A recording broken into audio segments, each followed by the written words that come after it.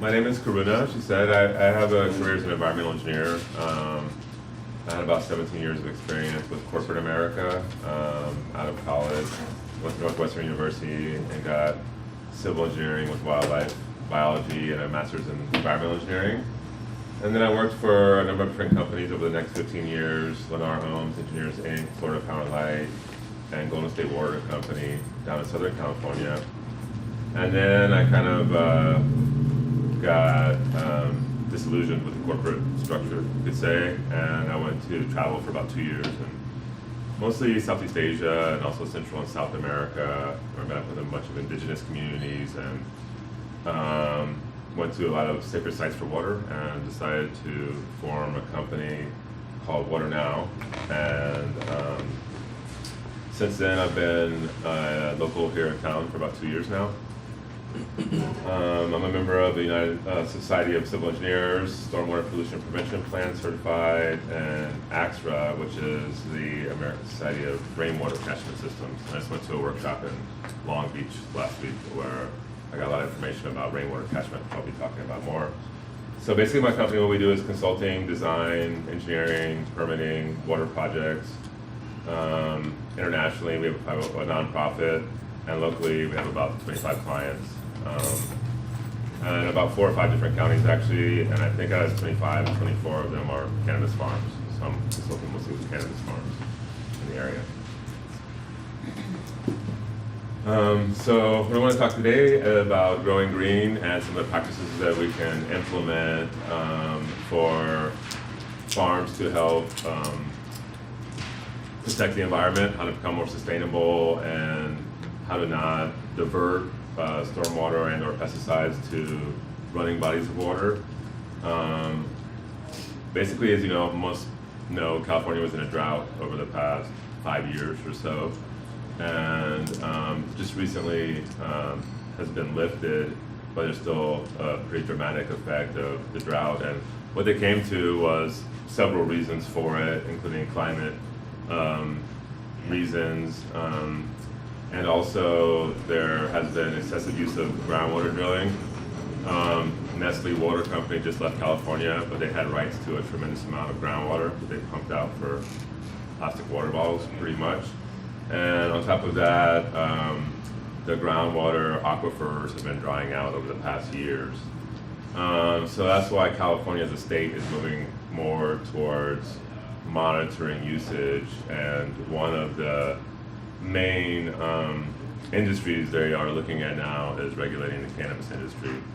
And mostly that is monitoring for irrigation, how many gallons a day or week or month people are using for their farms and their plants.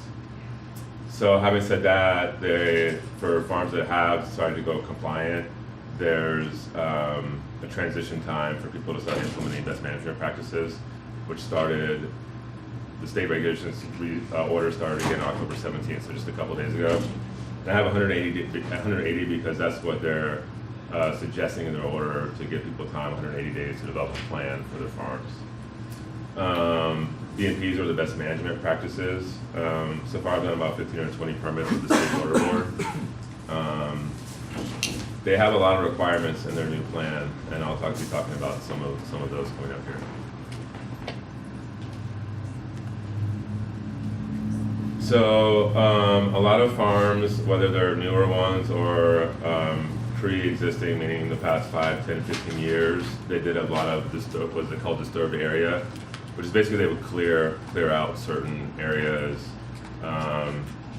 native species, trees and things, and cut in pads and grow their farms. And so what the state is looking at now is that, I think most people are pretty aware that Google Earth is being used a lot now by everyone, including the state and local officials. And what they're doing is they're scanning in zones, and they're looking on Google Earth, and they're finding out clear areas. And what they do is they have the maps every year. I think they skipped 2016, but went from 14, 15 to 17 now. And they do a before and after, and they look and see which areas have been cleared. So I've been working with the state now on certain farms to do what's called remediation, which basically the state and the county, what they're looking for is people to come in and restabilize what they have done on their property, and one of the biggest ways is by replanting trees and native species. What happens basically is that, since everything in the local habitats are connected, when people start clearing large amounts of land, you're talking hundreds of acres, different species that used to live there, it's a sensitive balance, and a lot of times things change in the local climate and other things depending on that, and also the water bodies get affected. So if you do go through this process with the state, you submit a plan, and then within 1 year, they can come out and inspect it. They're asking people to have a lot of documentation now in terms of their best management practices on site. And they're doing it, for example, one of the new requirements is that you inspect your irrigation every week or 2 weeks to see if there's any leaks. And they found that about 50 to 70% of water can be saved by just irrigation inspections alone, as well as if you go to certain kind of irrigation systems like a trickle drip as opposed to a hand watering. And also for drainage, to make sure that because of whatever improvements might have been done on the property, that the drainage isn't draining onto other people's properties and or into bodies of water.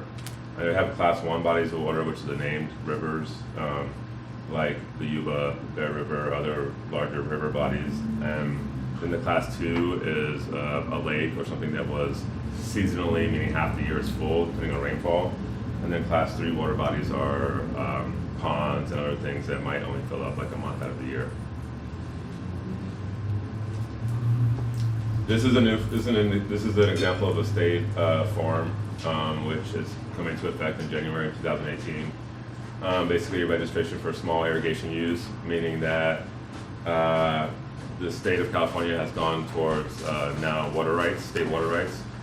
Approximately 30-something other states already have this. But basically what it means is that they want to monitor how much water people are using, with the same premise that if lots and lots of people are using a lot of their groundwater for irrigation purposes, then it becomes a lot of straws in one cup type of effect, and basically it drains the aquifers.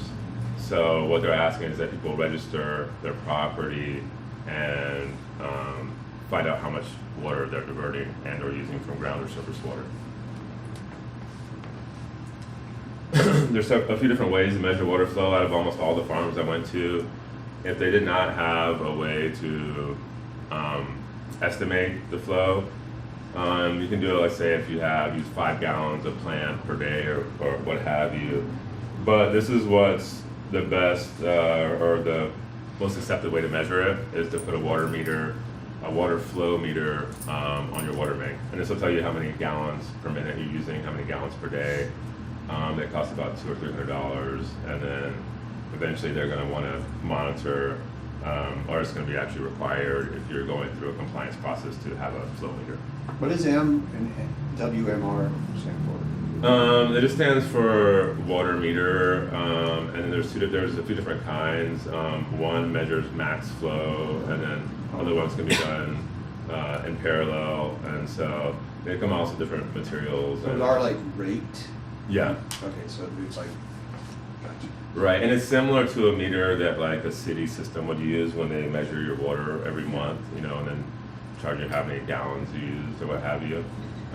But yeah, these can be ordered through different, like this is a manufacturer called Netafim, and they're one of the standards in the industry. So the BMPs, the best management practices that are in the new draft now for coming up in 2018, are that they're recommending water storage for up to 10,000 gallons. And we'll talk a little bit more about different designs of water storage. And the reasons behind it were mostly driven by the drought, because they're going to move what's called forbearance periods, where they basically ask a whole region of the state to not use the water except for drinking water. So 10,000 gallons is the number that they came up with that you can sustain your household and some amount of irrigation for a period of up to 3 months. So at the beginning of the summer, they said, okay, we're not going to allow you to have enough storage to be able to be self-sufficient during that time. They come in a number of different sizes. What I usually consult with is that, for example, if you want to get a 5,000 gallon container or storage to start with, you would get two 2,600 gallons, so that you don't need an extra permit. The cost of a storage container is about $1,400, anywhere from $1,200 to $1,500. And a lot of people I know can do the work themselves, make a pad, compact a pad, and make sure the slope isn't, more than a couple percent, and then plumb it into their system. And you can either, from the storage containers, you can either use it and pipe it to your irrigation separately, or pipe it from your house, or you can have them in parallel with valves and check valves that you can decide, and they have remote control where you can basically put everything on remote timers so that the pump will fill up the storage tank for a certain amount of time until it's full. So these storage tanks can be used, as I said, for watering, irrigation, potable water, drinking water, and emergency storage, for off-grid situations, and for fire protection. But yeah, I had one friend here during the recent fires, and it was the McCourtney Rose fire, and her house was used as a front line for the fire department. And she had a couple greenhouses there, her house, some other storage, but they literally were in her property fighting off the fire from her fence line, and she had two 2,500 gallon storage containers, and they were able to hook in a hose from one of the outlets and use that water to save her house basically, and her neighbor's house. And they told her that if she wouldn't have had that, they would have had to go back to the fire station and or go find a lake, because there wasn't a hydrant within a quarter mile or a half mile. So her having the storage there, she feels like saved her property. So she says that $1,500 she spent on the storage was the best investment she ever made. So the 10,000 is recommended, but if you don't want a permit, you just go with 5. 5 is the minimum, Yeah. yeah. But if you want 10, you're gonna have to get a permit. Oh no, so the if you go 5,000 gallon or more on one single storage tank, then you have to have an engineered pad and foundation. But you can do multiple 2,600s. Yeah, you can do multiple. You can do 4, but you you can get do your 4, 10s. yeah. Which I usually recommend that, because you save quite a bit of money in installation time. And actually black is the best color to use for storage tanks, even though green is more popular, but the black ones don't allow any UV light in, and the green ones allow about 3 to 5% UV light. So, some people like to put it in their landscape with the trees, but placement's also important. We'll talk about that a little bit more today. Yeah, this is what I was talking about with the fire protection. Now there's actually a new law that if you have a new house, you have to put in water for the fire suppression, and have that just be a standalone tank. You can connect to your hosing there, and usually what the Cal Fire's new requirements are is that you're not supposed to be stockpiling any dead trees or debris, what they call fuel, basically. Yes, sir. So I have a hydrant on my property. Would that go into the regulations at all? Yes. So if you have a hydrant on your property or within a quarter mile, then you would be exempt from having to have your own separate fire suppression storage. And besides that, I just went to a couple of properties, and they had cut down these trees, whenever it was, a year or 2 years ago, for expansion. And what they did was they just stockpiled them all along these terraces. So when you walk out there, they didn't know how to dispose of them, basically. But that is not recommended, because it's basically becomes a situation where you have any brush and a bunch of dead limbs. It creates more of a fire hazard on your property. So what I recommend is 30 to 100 feet defensible space minimum, which means like around your house or other structures. And basically that would mean cutting down any dead debris and making sure you don't have brush that could easily catch, and or some buffers to that, which are what they call free space from a fire. So basically nothing that can catch fire right around your house. Here's an example of a storage tank that we installed in the area. And they had, they put in 3 2,600 gallon tanks on their property, and then another one for the rainwater catchment. And basically, the way the system works is that it gets pumped up from the well, and it pumps it into this storage tank first, and then those are connected in parallel to the other two there, and it has a bladder on top and a screen, and once that hits the mark, which is about here on the tank, then it'll go to the overflow prevention, and it'll start filling the next tank. So this is a situation the pump would work for about 6 to 8 hours and fill all 3 tanks, and then from there they use the water storage. There's a lot of people are saving electricity also because they don't have to constantly have their pumps going all the time. That's fine. I've seen a lot of situations where tanks have also been separated on different parts of the property, but it's usually recommended to put them together because then they can do the overflow system, and also you don't have pumps pumping to a lot of different places on your property. Placement is important. This one actually was one that I found out about, and they had this situation, but they had the idea to put the tank as close as possible to a greenhouse. The problem was that it became an issue with the entrance and the exit, and so usually what we do is recommend that they also be able to flow by gravity. So you usually pick a high point on the property so that you can pump it up to the storage tank and then just pipe it to wherever you want it to go. And if it's only on a complete flat surface, then you'll have to put a submersible pump in there or a solar powered pump to be able to get the water from one place to another. This is another design that I worked on and completed, which was a house that retrofitted and put in a 2,500 gallon tank. No, I think this was a 4,000 gallon tank actually. And basically, there are different roof materials that work better. Shingles traditionally work the least efficiently. They work about 60 to 70% efficiency, meaning that a lot of the water is lost because it seeps down in between the cracks and stuff. Plus, it collects a lot of pine cones or pine needles, leaves, and insects and stuff like that. So what we do as a design is put a screen filter system up there. The roofs that work the best are the layered cement ones and or aluminum or some kind of metal roofing. But you put a screen there, and then you have here, this is called a first flush pipe, which basically the first amount of rain that comes in usually has more debris in it because it'll wash whatever off, and then that'll get siphoned off, and then it has a valve that the rest of the tank just fills up. And as you can see from this one, they had it on another structure on the other side of the house also, so from both sides of the roof.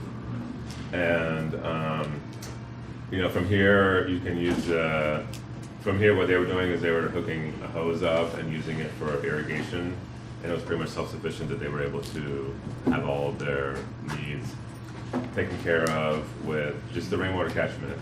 So in this case, one of the BMPs that you would present would be that we are installing a rainwater catchment system, and that's going to help the property.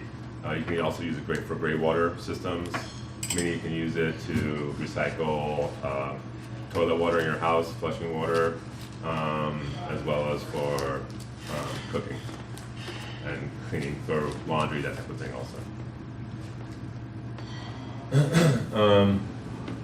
When I went to this conference in Long Beach a couple weeks ago, and I got certified in rainwater catchment design, they talked about all the challenges of water, what it's facing right now, and a lot of the ones around the country are high demand, meaning that there's more water demand than there has ever been because of population growth, and yet potable water is not meeting. They're not meeting the demands of people that want fresh water. That's because there's really a lack of new freshwater supplies. A lot of the coast is getting infiltrated with saltwater intrusion, and there's a lot of excess storm water. And in the dry months, there's even a higher demand of water. The the groundwater has been declining somewhere in the average of 1 to 2% per year. And because of these things, climate change, and a lot of environmental impacts, rainwater catchment has become more feasible and necessary, really. I left feeling that it was one of the biggest solutions for the water crisis that is experiencing is going to feel more. So one of the solutions they use harvested rainwater so that you can offset some of the demands. Use it for things like irrigation, washing. I think that was talking about. Intercepting stormwater means that, like for example, all the city's stormwaters, when they're collected in gutters, a lot of it's not treated, it's just dumped. As well as stormwater is anything that comes from the rainwater, but it's pretty much disposed of. So there's a lot of stormwater that's not ever really used for anything to water. So it's basically a waste of water. And also the Western system of toilet flushing uses billions of gallons every year. And that's pretty much all water that's piped in, all new water piped in from the system, and then it's not used again because it's black water. And if you do use it, then you're probably hooked up to a city system, and there's a database that'll show what every county and city has in their water. And there's only a few cities around the country that don't have excess amounts of chlorines, fluorines, and metals in the water. NID is one of the only ones that actually doesn't have extra fluoride in the water, but once they treat it, because of the way they treat the toilet, the sewage water, then they put an excess amount of chemicals in it to be able to reuse it. So that's another reason to use more rainwater, because you don't have to put it through the heavy chemical system afterwards.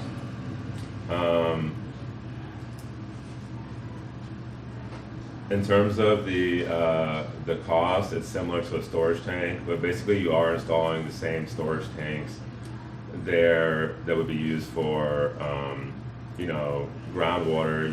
You'd be using the same water storage tank for a rainwater catchment system.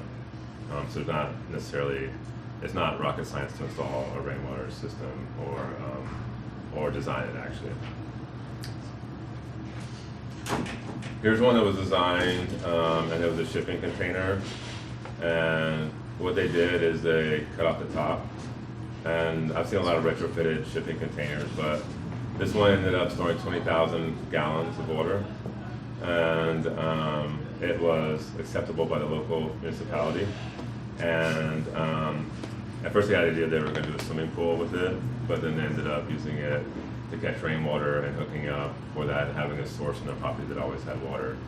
So I was at one customer's house recently, and they had 3 storage containers that they weren't going to use anymore, and they decided to go with this type of design to catch extra water. What you do is you either put a liner on the inside, and then you put some kind of small circulation pump there that would basically circulate the water so it doesn't become still.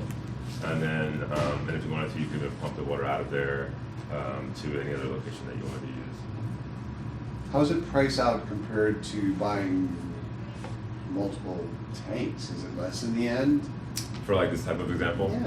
Yeah. Well, for the ones that I was looking at, they already had the shipping containers. They had used them so for they just use them. Yeah, they use them for processing or storage or whatever. Because themselves, when you buy, they're not very cheap. Shipping containers are. So this is a 20 or a 40 that you started with? There's 20. A 20. Yeah. 20, And so 20 foot 20 foot by 8 makes foot. a 20,000 gallon. Yeah, exactly. So the You long. can leave the top on? You don't have to cut it off like a pool. There's one where they made a mesh screen on the top to Yeah. catch leaves and stuff, but basically if you have the top on, it's not gonna, the rainwaters all can go by surface area. So the largest surface area that it can come into. Or you could put it near your house and use your roof as your catcher. You could do that also, yeah. Which is the traditional design, is using your roof to catch it and then putting it into a gutter and then funneling that down to a storage tank. Yeah. But I suppose you could actually put a gutter and then pipe it down to like this kind of container also. I don't know if anyone would rely on it necessarily right next to their house or not, but so yeah, thanks. Here's some of the design stuff that we went through. But basically, if you had a catchment area of say 2,500 square feet on your house, and your monthly indoor demand was about 3,000 gallons, then what they're recommending to be totally self-sufficient with the rainwater size would be to have tank size of 10,000 gallon total. So, I mean, that's quite a bit, but what that would entail would be, either 2 5,000 gallon tanks at the house or one at a different location. Sometimes there's multiple units on a property also, so you might have different multiple homes or structures that you can build this on. Every area has different usage and demand and also different rainwater data. So I'll talk a little bit more about the local data here. This was from the conference that I went to. Right now they have about 1,000 members in their American Rainwater Catchment Systems Association, and they think that will go up to about 5,000 people in the next year. But this is again kind of talking about how much rainwater you can collect. It says here to be estimated how much you can harvest. A general rule of thumb is that for 1 square foot of catchment area and 1 inch of rainfall will give you 0.6 gallons of water. So if you have 1,000 square foot roof, for example, and you get 1 inch of water, then you would get 600 gallons of water. So, I mean, that's quite a bit of water to collect from 1 inch of rainfall for that. This is another example of how it kind of looks. The house there, have the gutter, and you have the downpipes going into the storage tank there. If anybody wants to look up, any of their specs here, or they have a lot of information on both design and workshops and other things, and this would be their website to look it up, arcsa.org.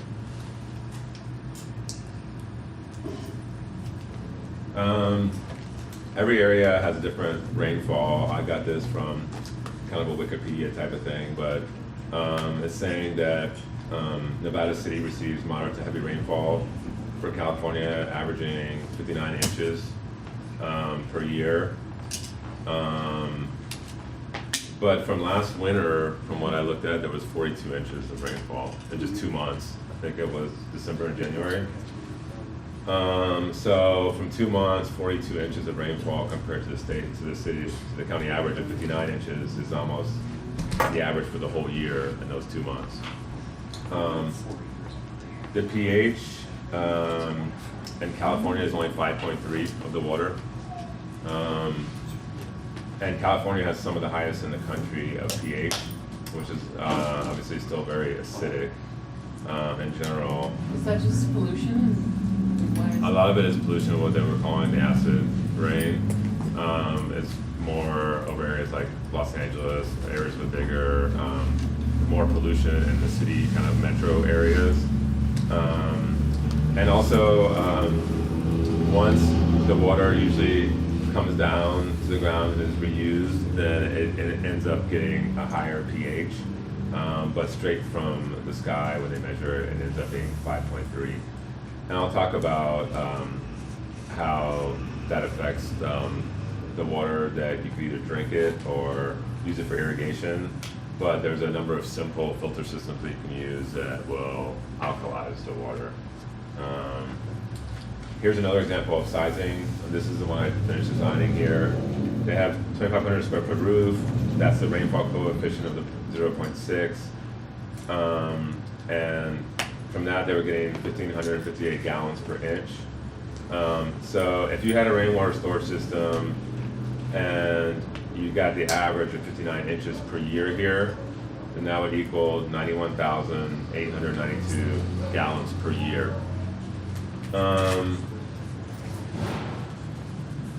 One stat here is that the average person uses about 80 to 100 gallons of water per day.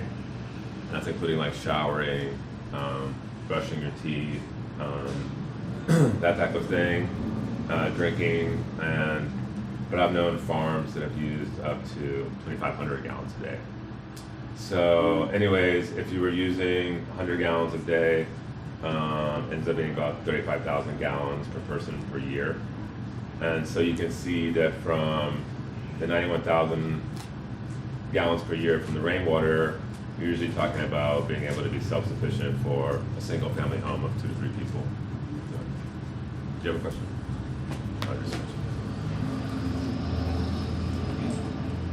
Here's another design template that we usually use, and the numbers here are basically, one is the type of roof system you have, which determines the coefficient of how much rainfall you can collect, and then 2 is the area of the gutters that you choose. And again, before doing this, you have to clean the roof, and usually have installed longer gutters. So instead of the 4-inch gutters, you would go with like a 12-inch gutter, so a longer gutter. And then 3, you have a screen that basically takes out all the debris. And then 4 here, you have another downspout, and it's called, that also catches any excess material that besides the water. He said 12. Was that? 12? Was The that? width of your gutter is 12. Oh yeah, right. Bigger. Yeah. Yeah. Exactly. So then from there, basically the water, it flows into the storage tank. The shape is a little unique, but the number 12 on there is a flow meter. That'll tell you how much the level of the water coming in and out is. This 8 is called the first flush, and that's what can take some of the excess water out. And once you have it in the tank, usually there's the last one I did, you have a small solar type pump, which would be like a number 10, or a regular inline pump, and then from there you can pump the water to anywhere else that you want What's to number 5? take it. Number 5 is a water filter system. And so what that would do is, for this example, they were designing water to use for the house. So what they did was install a filter that would realkalize and boost the pH, as well as make sure there's no chemicals in the system. So basically an inline filter system. This is one I designed when I went to Bali last year, and what they have is they have a unique roofing system, and actually this picture doesn't do it that much justice, but the way that it was shaped, it was collecting all the water, and they have on the back sides, the water would collect here, and they have a pipe that would go down and collect all the water there. And they were up in the mountains, they didn't have any city water or anything nearby. And so just from the rainwater, they were able to build a pool out in front. They were gonna have retreats there and stuff like that. And they were also able to filter the water, and they were 100% water sufficient just with their rainwater catchment system.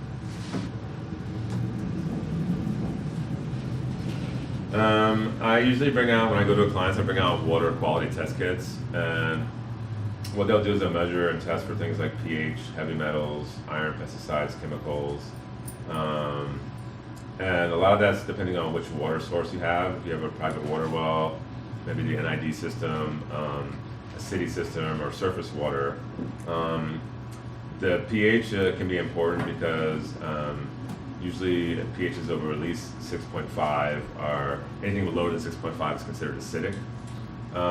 And so I actually get these test kits from Amazon.com, and you can get like, you can get them for like $14, and you take a little sample of the water and you put a test strip in there, and then within 24 hours it'll print out, it'll show all the different things that are in your water. So I usually recommend or suggest people to research what their water source is. A lot of people think that because they have well water, that they automatically have great water or clean water.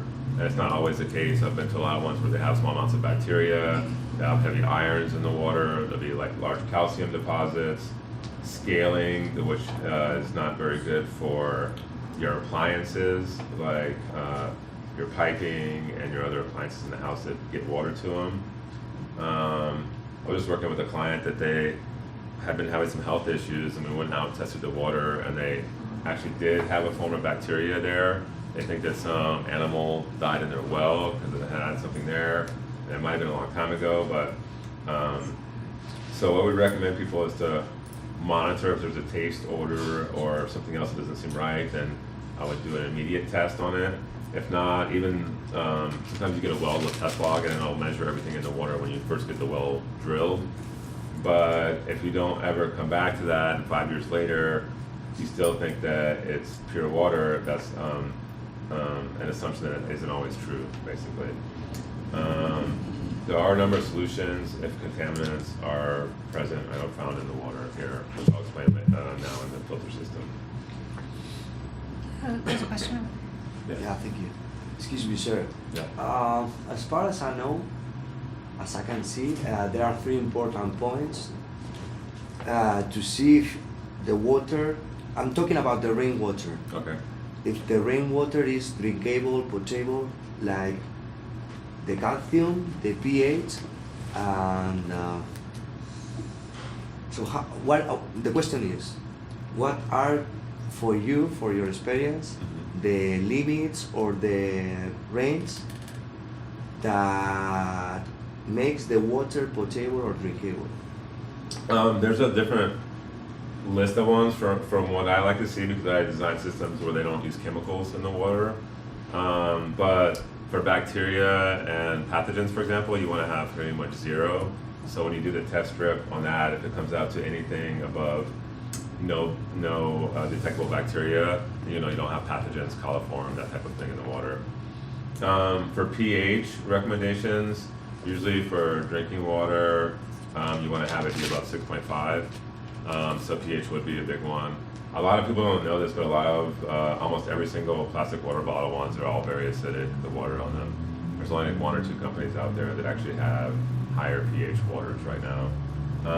And then besides that, I would say that it's important to know if there's any other things that could be present, like these chemicals there. So if you do have, like a traditional way to treat bacteria would be putting chlorine, for example, in your well system or in drinking water. Now there's like technology out with UV filters, and they kill 99.9% of any contaminants or bacteria that would be in the water. And so, yeah, those are a couple of the things. I would say besides that, it's important to maintain your system, because I've seen people that have installed systems that are good, but then they don't change their screens and their filters and or the cartridges in the filters, and then basically it builds back up. So besides installing a good system, I think it's really important to kind of know how to maintain it, which basically after a big heavy rain, come and change your filters, change your screens, and like if you're on a schedule for every 6 months replacing a cartridge, to make sure that you keep that schedule. Thank you. How often should you clean your holding tank? Your holding tank, that's a good question. And with what? Yeah, well, there's a couple different methods of doing that. There's a lot of FDA approved cleansers now that don't use the chemicals. But they recommend an average about once a year. Depends on how much it's used. I've seen a lot of storage tanks that have never been cleaned. But what you would do is you would drain it, and then from there put, they're similar. The closest way I can explain it is like the natural cleansers that you can find for cleaning like an area like in your house. So they don't use necessarily the same chemicals, but you would spray that in there, you let it sit for a minute, you scrub it if there's any mold, or sometimes they get like mold or So you bacteria. have to get inside to do this? Usually to get inside, or you have to get a hose and spray it out. Okay. Usually with the thing, they have them either in drops or other ways of getting it down in the Or you tank. can spray it up with like a Yeah, like garden a, sprayer? yeah, exactly. Yeah. Yeah, and then from there, if there's anything else that's gotten in there, like any kind of insects or anything like that. But if you have a good screening and filter system, and it really helps the maintenance of the system. I've seen a lot of storage tanks that don't. They just have a down pipe coming from wherever it is, or an in pipe, and they don't have the proper screening systems. And then that lends for a lot more things that can get into the water storage tank. So the screens are really cheap, you know, they're like an extra $50, let's say, $100, but they really protect the storage tank from having issues long term. So, And so can you, no, go ahead, sorry. No, you're good. Can you remind me, for cannabis farms, yeah. the mandates are the self-storage of water in the tanks, that's a mandate. Right. And then the rainwater catchment is something you recommend. Yeah, that comes as like a highly recommended suggestion. Gotcha, okay. They're thinking about later versions to make it required, but because it's actually just became legal again recently, they haven't actually gotten to that point. But it makes a lot of sense to supplement that because it's kind of easy water to use. So instead of having to pump up extra water and have extra tanks there, you just put an extra 1 or 2 storage tanks at your house, and then you get a lot of the requirements you need from that. So yeah. Do you recommend testing the well at a certain time of year? Like I would, at the end of the summer before the rain starts, or at the end of the winter after we've been inundated? Does it make a difference? Yeah, sometimes it does, and it's a good question. It's usually if you do one, they recommend in the early the spring actually, which is after usually the winter. There might have been a lot of flow or usage in the winter. Also, sometimes if it gets very freezing, a lot of times the water it'll affect the water inside the tank and also affect the performance of the tank. They have really good materials with them also, and then. If you're in a really hot climate also, sometimes summer months are good to test them also, either at the beginning of the summer or at the end of the summer. And a lot of times there's different visual tests you can do with the tank also, which is going up to it and kind of looking, there's ways they usually put a portable cap kind of on the top there. It's about a few feet, and you get a ladder, you go up there, and you take a peek in and just make sure that there's nothing major like inside that would prevent it from keeping clean.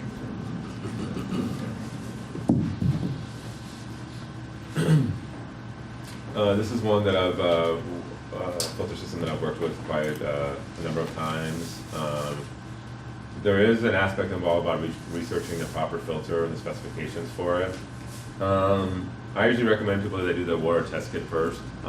Certain filters like this kind will catch just about everything in terms of metals, contaminants, chlorines, fluorines. And the reason why I like this one, for example, is because they also have a water softening component to it. So it'll realkalize the water. This is a pre-filter before it enters a tank, or post-filter? Post-filter. Post-filter. Yeah, post-filter afterwards. So the water will be in the tank, and then once it's leaving, you would connect this in line here. For example, this one has 3/4 inch port sizes or connection sizes here. They're usually threaded brass fittings, and so then you just plumb it into your existing system. This one, for example, goes to 20 gallons a minute, which is usually pretty good. If you have a really large commercial operation, it might be going higher than that. But I'd say when you're researching the filters, make sure that you get the correct plumbing sizes, and make sure that the filter you're getting filters whichever contaminants you would have. There's a list for each different one also. This one, for example, costs about $450, and it helps with the rainwater, and also a lot of times it'll help with discharge water, because if you're using water that doesn't have any contaminants in it, then it'll help downstream. So if that water goes off in your property, it helps, for example, to have these kind of filters, because then you're not having contaminated water run off of your land. This is some more specs on this one. Like I was saying, this is 3/4 inch threaded brass, and the pressure goes up to 100 psi. That's a pretty high rating. Most farms wouldn't use over about 75 psi, even if they're doing multiple operations. So this one has a filter rating of 1 micron, which is good. It catches a lot of things. The 5 micron and 10 microns are bigger ones. They won't catch as many of the contaminants. They have the replacement cartridges here, and again, it's about every 6 months. Another reason I like this one is that they have the salt-free conditioning, which basically means that you don't have to put salt in there every time. But this is how it softens the water and boosts the pH. So it says it doesn't use salt to address hard water issues. We use a natural FDA-approved food-grade additive. And that helps remove things like excess calcium and magnesium. sediment control also. A lot of times there's a certain amount of sediments in the water, so kind of filter like this is also really good for sediment because you'll make sure you don't have any of that left in the water. It's pretty easy to install. I installed the first couple and it took me about 2 or 3 hours, and I'm an engineer, I'm not a plumber, so I had to redo the fittings a few times and fumble around, but now I can install them in about an hour. They reduce any chlorines, for example, and they're eco-friendly, they don't have any side effects. And these are great also because they have a 20-year warranty, so if anything happens, then you can call them and they'll send you a new one. Here's another one I've used quite a bit. This one also boosts pH. This is a sediment filter here, so again, it'll filter out any big things in there. The first stage is a 5 micron to pre-filter, basically. The second one, it says it protects internal pipes and plumbing from scale buildup. So that will address the calcium buildup. Again, it's a salt-free softener, so you don't have to add the salt to it. This one in particular, it uses a high-grade coconut shell, catalytic carbonized medium, and so that helps to reduce any chemicals like chlorines, fluorines, metals, arsen, mercury, cadmium might be in the water. And then from there, it goes to another filter system. It goes to another tank here, which is the VOCs are volatile chemicals, and the number 5 and 6 is where it passes through a UV ultraviolet radiation to sanitize the drinking water. So the number 6 you would only use, or actually really the 5 and 6 you would only use for drinking water. If you're doing one just for irrigation, for example, you'd probably just do one of these tanks on both sides. So, so yeah, this is an example of another filter system. And this system is a little bit more complex system. They cost about $1,200 or so. Yeah. So I have a little question about the filtering out like the sulfur and iron and calcium and stuff. Uh-huh. So my well has like 600 parts per million, and I'm trying to just get the water filtered for my household usage, basically. Okay. And I was wondering, so do any of these filters like just siphon off where it would be like run off like a RO for the calcium, iron, and sulfur rather than having to keep on changing a filter out every month like I have to? Yeah. If it was every month, then that'd be really usually a high replacement rate of a filter. The issues that have come out on RO water is that it's super efficient with filtering everything in the water. The problem is it wastes about 70% That's of why water. I'm wondering if there's a way to like just filter out the iron and sulfur out of the water, nothing else. This is for my household use because I can't use an RO for. Right, my exactly. well, Yeah, there are specific ones that would just get amount of like sulfur and that type of thing, and because they have a certain kind of membrane in There's there. like an off gassing, or they got like something that would like help get rid of it. Off gas? Like the sulfur, like my sulfur actually, like if I fill up a tank, it'll off gas. So. Oh, okay. Wow. Yeah, you can do a pre-filter and do it before. Depends on like what's the water sources at a well. It's the 600 foot. 600 foot well. Okay. I have one of these systems in my house, and it goes through the pre-filter, gets the big stuff. Mhm. Then it's got the filter that pulls out the metals, and then it's got one that adjusts the pH. Mhm. You know, and then it passes through the UV. UV filter at the end. At the end. Yeah, UV has to be the last step. Yeah, I mean, so it's, the only thing that we've noticed is that it uses a calcite, I believe it's called, Mhm. system for changing the pH, Mhm. which will leave a little bit of a white film on like black tile. Like a residue. Like a residue, Mhm. in the showers and stuff. Yeah, that's why like this is one of the newer generations of technology where they have the descaler with it, and then Yeah. that helps to remove the scale from Maybe I need to talk buildup. about the scaler on that. Yeah, that would Because be we don't have calcium in the water so much, Mhm. but to boost the pH, Yeah, the tanks use calcite, right. which then boosts the pH. Maybe we need to add one more, Yeah, the one that- more tank that will pull the calcium back out again. I don't know, I'm talking to them. Usually it also depends on the levels you're talking about, the calcium in the well, for example, or the calcite booster, how much it's putting in. Mhm. But there's other kind of boosters that don't use the calcite. There are other ways to adjust Oh, really? the pH. I Yeah, should talk to them. yeah, that becomes, I think it's a more viable option to do, or I think an easier maintenance to do. Yeah, okay. And then going back to your question, I think that there's a number of top-of-the-line filters in the market that can get the sulfur and these type of things. Cause I've never heard of a descaler, so I was wondering exactly kind of what it was doing. Yeah, well, the descaler, what it does basically is that it'll remove calcium and other excess buildups. So it'll do the calcium, but not the iron. So. No, it'll do iron and sulfur also. Okay. Yeah. And so you can get a standalone unit like that. Because right now I think I just use a carbon and then I have like a huge sediment filter Mhm. that's washable, but the thing clogs every month. So. Right. Yeah. I mean, also maybe a pre-filter, a sediment filter That's what also. I'm saying, I'm gonna wash. Yeah, and then yeah, that's probably like about once a month you could do a cleaning. These cartridges are supposed to last every 6 months, but if you have high amounts of, usually I think it depends on what it is. Usually over 150 to 200 parts per million becomes over the recommendable amount in the water. So 600 would be quite a bit over that. And so I would say that depending on, I would first recommend like testing the water and just getting exactly those three things of how many parts per million, and then getting a good descaler system to put I'm in. gonna try to go more over the rainwater. Yeah. Okay. Yes. To the gentleman in the corner, I had a similar problem with a well, and the product I ended up buying that worked for me very well, it's called an iron zapper, and I got it from a company called Leapfrog Industries, and it's honestly, it's mostly a big magnet that is in line before all of the other filters, and so that's how we pull the iron out, because I had really high iron levels. Anyway, The magnet doesn't affect the water, like. no, it's gonna pull all the metals out first, and then it's kind of similar to this, another series of filters after.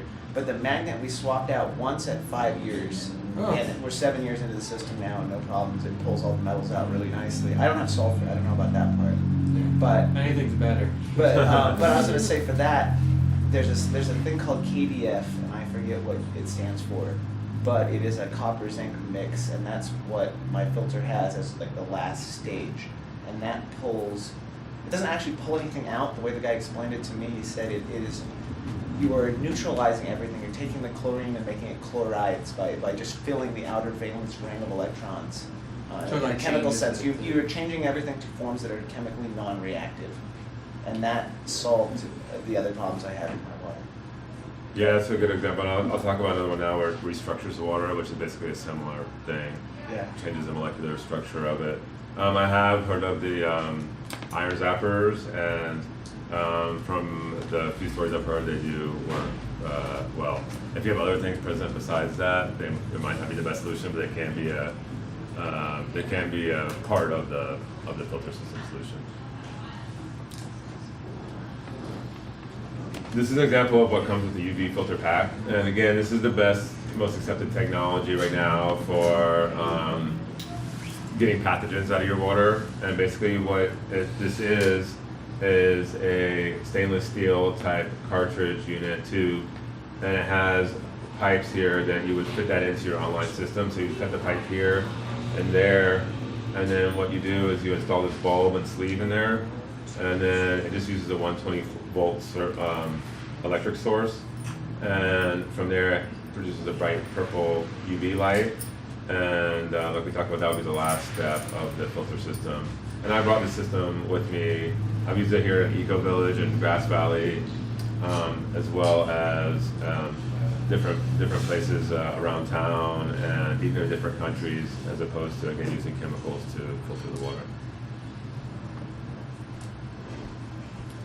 This is one of the ones I've been working with since about 2012, and basically they call it the Wu-Wei technology.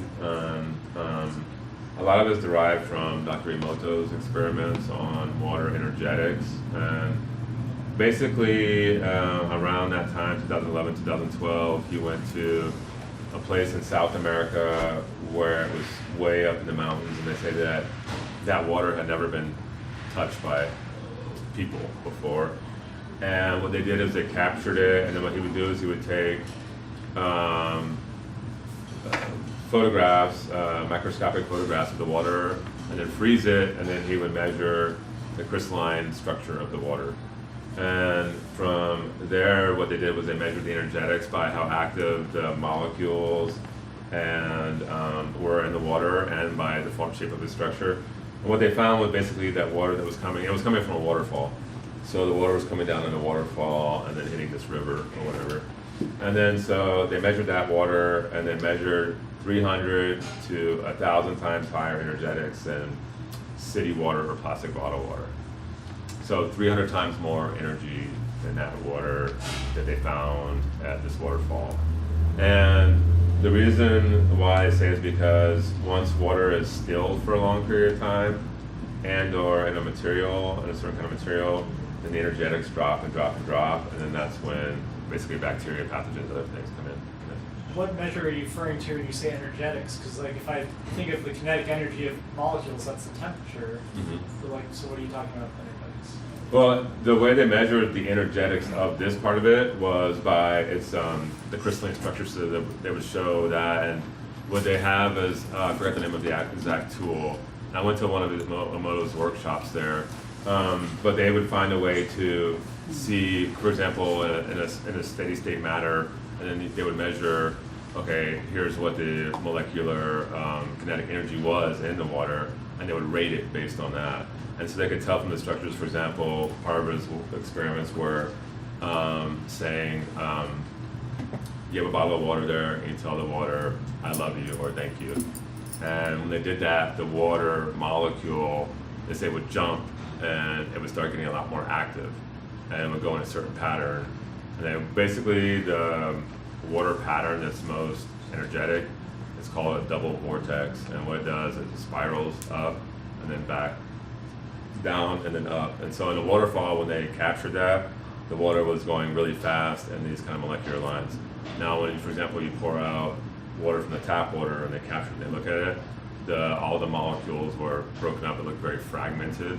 There wasn't any sort of like geometric flow of the water. And so, yeah, I don't remember the exact name of the device, but that was the general principle behind what they did. This is the dude that formed it. I met him out there in Arizona, and they've had tons of scientists that have studied it, and what they're basically saying is that it saves water by because of its higher energetics, it saves water by not having to use as much. And I actually have one of these at my house, and I have noticed in mine that I drink less water now. I probably drink like a glass. I wake up in the morning, drink 2 glasses of water every day before I drink any coffee or smoothie or anything else. And there's been a lot of studies of waking up, drinking water, and the advantages of your life. But now I used to drink 3 cups of water. Now I drink 1, and I feel pretty good. I feel a lot more hydrated. Here's what he's talking about. What I was saying here: the unit in a repeating geometric double vortexing pattern that creates a negative memory of water. They say that water is very empathic and that it absorbs imprints of things around it, for example. So the guys like Emoto, what they would do is they would go to bodies of water and they would send all this focused energy to it, and then they would measure how this body, and they've had bodies of water that literally cleared up from having contaminants in them through the energetics of it. And I tell some people this, and it's kind of like, you know, foo-foo science. I don't necessarily try and prove it or disprove it. I've just seen a lot of people that have benefited from it, and so it's a new technology that what it does is say, like, for example, carbons, like coal and diamond, for example, they have the same molecular structure, but the diamond, for example, has been exposed to so much pressure that its molecular structure is way more developed, for example, than coal. So they measured this before and after, and what they found in a lot of it is that the structured water helps re-energize what's called dead water, which is water that's lost its memory. I studied this for a couple years, and what we found was that when city water, when you have city water, the technical design right now in engineering is that everything is done at 90-degree angles. And so for piping, usually a water system would hit anywhere from 3 to dozens of 90 degree angles. So it's pumped from one place and then it'll hit a 90-degree angle, go, boom, this is how the city piping goes, and then it gets into your house. Well, by the time all that happens, the water molecules keep going and they keep splitting apart. So they're traveling together and then they're dispersed, and then when that happens, the energy is dispersed a lot. So in our bodies, from studying water, basically, there's no right angles anywhere in our body. There's all the organs, the way all the water flows in our body being 70% water, there's not one sharp 90-degree angle. And the highest energetics of the water they measured was similar. It's all flowing, spiraling, and so the Western system has put everything into 90-degree angles, and because of that, you form what's called the phenomenon of dead water. So this is one thing. So basically when it goes in here, it goes, it puts it in a certain geometric pattern, and that's what they call a double vortex here. So those are available. Those filters cost somewhere around $400 or $500 to install. Are they constantly working? Does the water have to constantly be physically moving, or is it energized through the process? It's also energized through the process. So all these they have these little membrane kind of balls in there, and they're always moving through this process, but they're not active once there's no water present. So, but if they're after a filter system, for example, it'd be like a red no more filter system, and then this, and then maybe like a UV filter. And once the water hits it, it starts putting it into this sequence, and by the time it comes out, then it's like recharged or restructured. Yeah. So it's the final step as well. Yeah, exactly. I worked with several customers about finding the right pumps for there. We just had one that they called me out to the property because they got a new pump. They figured out they needed a bigger pump because it wasn't getting all the way to their greenhouses where they wanted to go. And so they got this pump, they installed it, and then their generator wouldn't work. And basically because they didn't have the right size generator, and also there were some issues with the pump functionality because they have to be compatible with certain voltages and space and things like that. So there's a number of specs. Usually what I recommend is talk to one of these guys at the pump company and just tell them exactly what your parameters are, just how many PSI I need, how much pressure, and then that way you can help move the water from one place to another efficiently without a lot of lost electricity in the process. Some of the other best practices to protect, for example, rivers or water sources are soil erosion control. And what that means is that a lot of times when earth is moved or earthwork, once that happens, you unstabilize the slopes. And when you unstabilize the slopes, what it means is that you get a lot more runoff of whatever is coming from your irrigation or your house or any of the other water there. So that's what they're trying to protect in terms of the Clean Water Act intention, is to not have unstable slopes that are going to have washouts basically and dump a lot of things into the local water body. So some of the solutions are what's called riprap, and that's basically a system of large rocks that would be behind your culvert, for example, or straw wattles, which are like bales, and they're put on top of the dirt, and that helps to keep the moisture content in the soil, and also helps to make sure that there's not further erosion. For grading and drainage also, a lot of times people cut in paths or do things to their house and they don't consider the drainage effects. So usually we would recommend things like installing culverts where there's a slope over a certain percentage. Like for driveways, if you have over 16%, then you're supposed to install culverts. Also how you use your pesticides and or fertilizers. Some farms are all organic, other ones aren't. But a lot of times when people are going on inspections from an agency, they'll notice there's different fertilizers, things that are either open or not labeled. And if a strong wind, an animal or something comes and they hit that can and it spills, then it's going to leach into the soil and or the water. The soil usually ends up eroding into the water and also can contaminate both the soil and the water. So basically you're supposed to have a containment, which is like a little structure or something where you put anything that might have any chemical materials in there, you label it, and you have a cap on it. So that's the requirement. And that's part of the National Stormwater Pollution Prevention Plan, which was formed to, it was actually formed some years ago because of companies like Walmart, for example. They were dumping all of their chemicals and pesticides pretty much right into the rivers.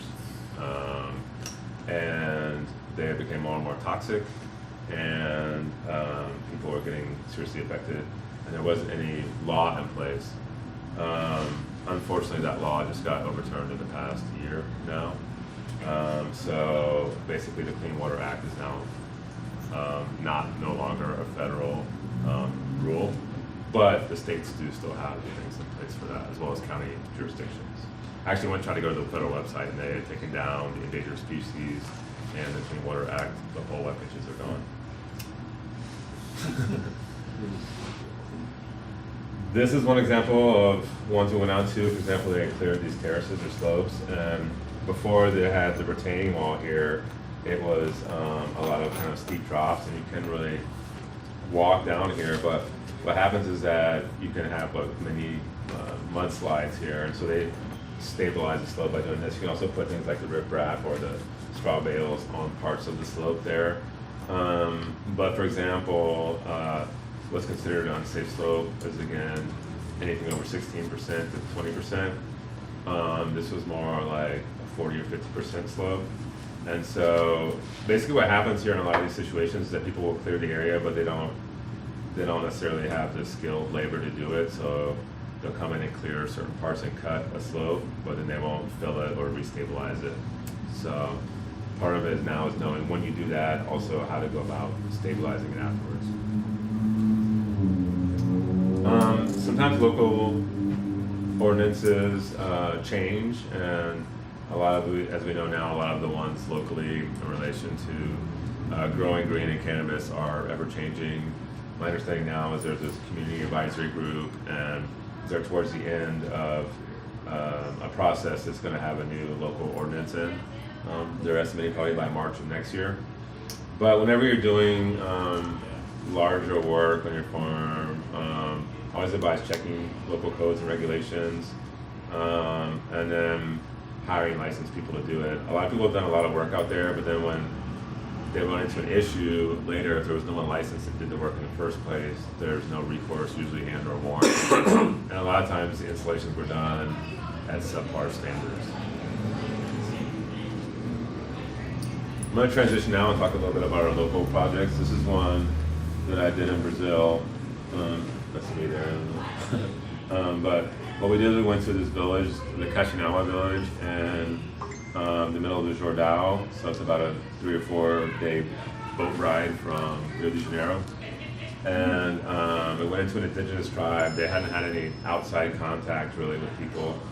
I came with a small team, friend Madeline, Miguel there, who's our translator. But basically we installed a water storage system for them. They had huge amounts of rainfall there. They're in the Amazon. Yet they were having serious water quality issues because of the clearing of the Montebello Dam, which cut off their original water source, and also a lot of extra mining that had happened there. It's like a lot of the tribes in the Amazon now. And the women actually would have to go by boat 2 or 3 days to clean their water, and the only treatment they got was chlorine for the water. So they would just hand them chlorine as a way to treat the water. So they would dump that into their shallow well and drink that, and kids and people were getting sick. So I had a friend, and she told me about the situation, and we went down there last December, and we installed a rainwater catchment system for them, and we dug their well deeper, and we put in a pump that would pump it up a hill, and we installed a water station for them so they could go, because before they would walk with the water on their heads pretty much.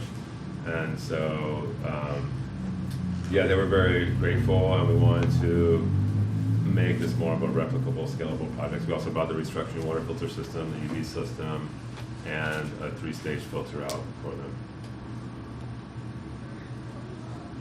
This is the water station that we built here for them. That was their main operator out here, and this is the structure we built to pump the water into, because there was no central other place. So got built him a sink and other stuff, and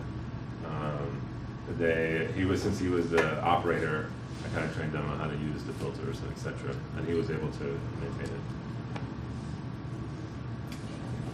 it. I'm going to a festival in Bacalar, which is by Tulum, in November, and they asked WaterNow to be a sponsor for the festival. They have about 1,600 people going, and the reason why is because they have these vision councils, and this year's called the Call of the Water. But their local water from the lagoon has gotten contaminated by, they think, excessive tourism. And so they've asked me to come in and help them with some management sustainability practices. So basically we're bringing them a filter system for the festival, and then we're gonna donate that to the village or the town where they are. It's about 600 people that live there. And we're going to do that with the UV filter, and then also set up a system where they are monitoring how much waste goes into the water. So we're working with the local hotels, for example, and ask them to be aware of how the water is treated after it leaves their facility. When is the festival? November 26th to December 3rd. Bacalar. Then after that, I'm going to Kenya in January. We have a local fundraiser November 9th, which I'll mention. But they want to protect their water here also. What happened, this is Lake Victoria in Kenya, and they had this huge lake that served about 2/3 of their water needs in these villages. Well, it got choked out by hyacinth algae, and it was an invasive species that someone had brought in from Central or South America. And all the water they got had algae and bacteria in it. Yeah. I've got one question in mind for from your experience. As I can see, you have traveled around the world, and there's a very important problem in the world consisting there's a lot of population out of current water. What is your vision? What is your perspective and solutions for the future? For water? Mm-hmm. Well, I mentioned earlier, I think one of the biggest ones is the rainwater catchment. I think if systems started, cities and or other municipalities start using it more, they could take a lot of the pressure off of the water demand for it. And then I think other practices, more sustainable practices, can be integrated also on a number of different local levels. But being aware of our water sources, how they're used, and I think that education is important. A lot of people don't know, for example, that every time they buy the little plastic bottles, they're not really always recycled. A lot of them end up going into the water bodies, and the processes that use them waste a ton of water. So I recommend to people is if you have, like I have a house in downtown, instead of buying a bunch of plastic water bottles, buy a $100, $200 filter, and then you just always have the clean water. But I think it's a consciousness thing now with people kind of realizing that governments, for example, might not always have their best interest in water, and other things necessarily when you're talking about that. So, for example, there's a lot of studies people that drink tap water over a number of years, they have a lot of health problems, So education, how to best prepare yourself for situations to make sure that your own waters are good that are coming in. And then I think that long-term efforts of community building, information, and things can help also. For example, for this project, they're combining 3 different villages of 10,000 people and kind of forming a co-op with water. So they're basically deciding to take it into their own hands because people were getting sick for it. It's different in many different places. Like in Bali, the plastic water bottles were epidemic. So I went scuba diving or snorkeling, and there's just like lines and lines of plastic bottles on the beach, so it's affecting the water quality of it, But now they have a campaign telling people about that, and so we brought one for the green school, for example, And so now instead of that, they're saying, okay, well, people can put these filters type of things and it can improve the situation, you know. But it's a, you know, kind of a complex time as we're living in, so there's like a lot of problems and hopefully a lot of solutions also. Thanks. Okay. If you all are around, I would love to invite you at this time to our first local fundraiser event. It's called Water's Love. Since we're working with the Women's Water Coalition in East Africa, we have all women performers there. And we're having a sliding scale. We're doing organic Ethiopian food, 3-course meal from Queen Yuba in Sacramento. And it's going to be right here at 151 Union. And we're trying to raise $15,000 for our African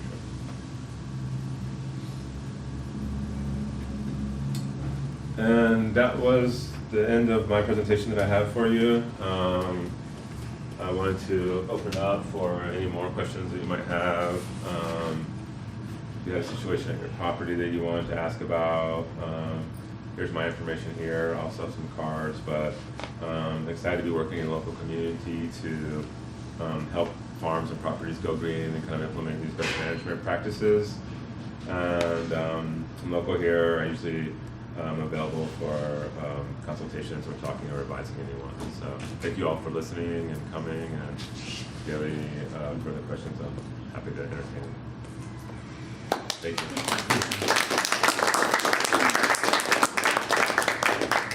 Thank you. So I do have a quick one. To find out where's the best resource if I were a grower to find out compliance with water in terms of water. Is there a website, you consulting? I mean, what is? Yeah, for example, since I've been tracking it, I would know a lot of the things. You know it, okay. But there are there's basically two main aspects of the compliance right now, which are the state part of it, and so there's a website with the state water board. So if you just kind of do a Google search of state water resource board, a lot will come up. The problem is it's a little bit overwhelming because it's a big government website. Yeah. So it has parts in it and the drafts, and there's also kind of a local compliance part. But the water board state application, which provides your state water rights and kind of documents where, like, if you have a well or whatever, you submit that, then you become enrolled in the water board program. That's kind of the first step towards the state compliance. Okay. Yeah. So when Hezekiah Allen with Cal Growers, he says, get a water catchment. That's to get around all of these things, just everybody set up water catchment. Mm-hmm. Is it just because it's way less complicated with all of the red tape? I think that's part of it, and also I think he knows a lot of the stuff that we're putting, that the Rainwater Catchment Association was talking about, which is that it's basically the easiest way to have additional storage without having to depend and supplement your system. So you can become 100% sufficient with your water, and one of the biggest things with going compliant is they kept telling people, the main reason why we don't want you to have a large farm is because you use so much water for your plants. Yeah. So if you supplement, Catch your own. yeah, if you catch your own, then you're basically, that solves that problem, you know. So, and it's not that expensive and it lasts a long time. So I think that's the biggest recommendation. The guys in the back. So there's no current like limit on how much water you can capture on your property per acreage, or if you have to, you can do an ag property or anything like that? No, right now there's not. You know, I've seen up to 20,000 gallons. The one friend or another friend that was affected by the fires, she called me right after. She's a client of mine, and I said, well, she said, I want to get 6 new tanks. I said, what size? So she's getting 6 2,500 gallon tanks. So that's 15,000 gallons. She's putting 4 for water storage. She's putting another 2 for rainwater catchment. And I talked to someone in the county, and they said, no, we don't have any issues. The much you can catch, the better. How about like temporary like rain bladders and stuff? Like some other counties will let you like put in like a 20 or 40,000 gallon rain bladder without getting a permit. Do you know if there's anything like that in Nevada County that will allow that, or is that something that would require a permit for? I think it's on a case-by-case basis, but for example, I know one property here that they have a greenhouse, and what they did is they installed a big trough, so they basically just put a liner down, dug like a 5 foot wide by let's say 5 deep hole, and then lined it, and so all the water that would come off the greenhouse would be caught into this trough, and they just put a screen there, and then they pumped it to wherever they wanted to go. But for example, each county kind of has a little bit different local laws about it. But from my understanding of that example that you gave, that would be allowable also without an additional permit. Yeah. You can also have engineered ponds, so if you have natural low-lying points on your property, you can install a liner there, and then that can catch water. I can let him go first. I have one more question. Okay. I was just gonna ask about the ponds and how ponds fit into the whole regulations. Yeah, well, in terms of ponds that are used for your own water, let's say, like the pond on your property, then if it was built as a private pond, then you can use it, but they consider it surface water. So if you have designed it your own self, you're supposed to notify, the current regulation is that you notify someone like, hey, we're doing an engineered pond, or we're just making a pond, you know. Then from there, you can use that water however you want to, for irrigation, drinking, whatever. Now, if there's already a pond, like I just went to one that had an ID pond, and it was considered a seasonal class 3 body. Well, they were taking water from it, but they found out that U.S. Fish and Wildlife considers that a named pond. In other words, it's surface water. If you do that, there's a ton of different requirements. You gotta get some different agencies involved. It used to be allowed, people used to pump right out of rivers and or lakes and use the water however they wanted. And basically the state of California, as well as many other municipalities locally, have said that you cannot do that anymore. And if you do, you have to have a whole bunch of permits and reasons behind it. So, but if you have a private pond and you do your own pond, you can use it if it wasn't there before. But in general, ponds as just like offstream ponds, offstream storage, that's generally acceptable. Yeah. Yes, it is. The thing is, if you don't put a liner and or circulation there, they have what's called the natural ponding, and there's engineered ponds. They're not that much different. But let's say you have an area where water collects on your property, you consider natural ponding of it. Well, the infiltration rate is about a half of an inch per day in terms of it'll seep into the soil, basically. Also, because of the contact with the earth and dirt, then you have a higher chance of getting different things in the pond, bacteria, insects, that type of thing. And then, so if you have the engineered pond, basically the only main two differences are that you put an improved potable water source liner on it, which basically just means that you're catching the water and staying in an area, and then you circulate it somehow. Small pond where they have these little things that can there. Otherwise, they'll usually start forming some kind of bacteria that you won't want to use them for your plants or drinking. But that's not regulation. You don't have to have a lining for regulation. It's just mostly just. Right. Yeah. Exactly. Yeah. Because you can also pump it out and use it for irrigation or whatever you want in the pond. Now, without additional permits. But if it was healthy and had lots of fish in there and all that, then couldn't that just be like an advantage in and of itself, just for having the extra fertility? Yeah, it could be. I just was at a property yesterday, and they have like 3 huge ponds, and one of them has a bunch of koi fish and frogs and whatever. And they like having it there, and it's good having extra water source there. They dug that pond pretty much, but they didn't line it or anything. But they can't necessarily use it for anything else right now besides aesthetics and having extra water on their property, because now it has fish, wildlife in it and stuff like that. So they wouldn't want to, like, if you start putting pumps in there, then you'll damage the fish that are in there. So it depends on what you want to use it for, really, you know.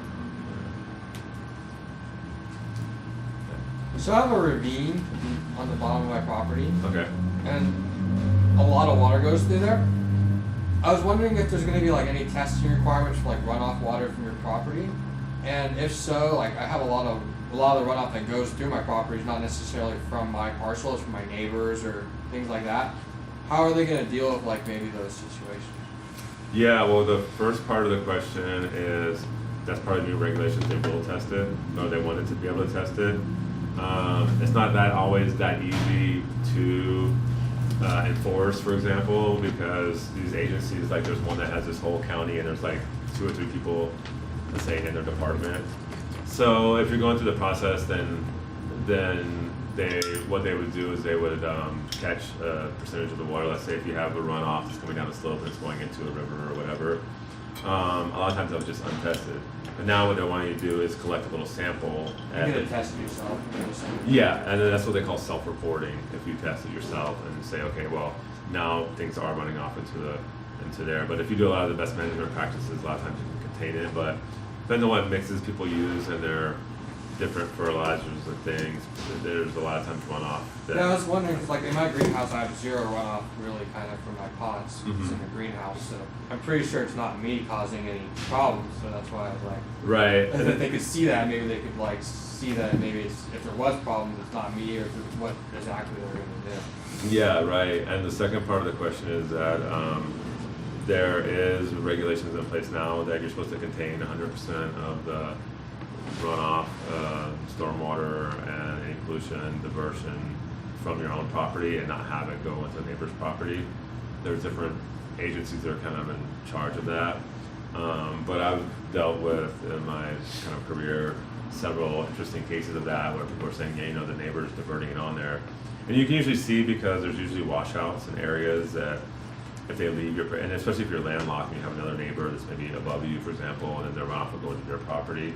But they're supposed to contain all that on their own property, which things like the best management practices, not letting wastewater come off of your property. So the local, county, and the state both have kind of regulations involved with that, which is to minimize any runoff. And for example, once it gets onto the right of way, then it becomes the city or the county's issue, for example, like if it goes into a roadway, public area. They have a lot of private roads. What's that? It's a lot of private roads. Right, and private roads are a little bit, sometimes they're shared, sometimes there's one owner, and it can depend, and basically, again, you're supposed to contain all of the runoff water on your own property, theoretically. Thanks. Any other questions? Thank you all again. Thank you. Thank you.